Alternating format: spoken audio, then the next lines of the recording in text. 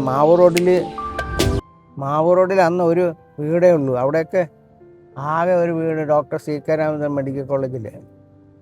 അപ്പോൾ അയാളുടെ ഒരു വീടല്ലാതെ ഇപ്പോൾ ഉള്ളത് സാഗറിൻ്റെ തൊട്ട് പടിഞ്ഞാറ് ഭാഗത്തായിട്ട് സി കെ രാമചന്ദ്രൻ്റെ ഒരു വീട് മാത്രമേ ഉള്ളൂ. ബാക്കിയുള്ളിടത്തൊക്കെ അതിൻ്റെ എതിരെ ഒരു ഒരു ബ്ലൂ സീൽ എന്ന് പറഞ്ഞൊരു ഒരു ഒരു റെസ്റ്റോറൻറ്റും മറ്റേ ഇത് ഉണ്ടായിരുന്നു,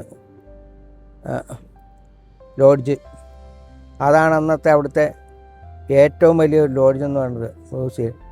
അന്ന് 15 രൂപ മതി ഒരു റൂമിന്, നല്ല റൂമിന് 15 രൂപ മതിയായിരുന്നു. പിന്നെ അതിൻ്റെ ഇപ്പുറത്തൊക്കെ കംപ്ലീറ്റ് അങ്ങ് അറ്റം വരെ കാട് പിടിച്ച് കിടക്കുക.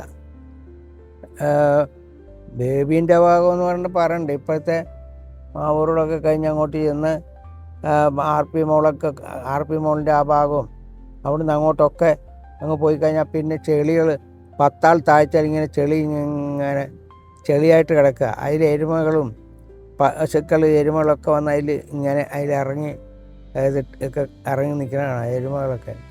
എരുമകളെ കൊണ്ടൊക്കെ അവിടെ കൊണ്ടുവരും. പിന്നെ പക്ഷികളൊക്കെ വന്ന് അവിടെ ഇരിക്കുക, പോവുക. ആകെ വൃത്തിയെന്ന് പറഞ്ഞാൽ ഇല്ല അന്നവിടെ.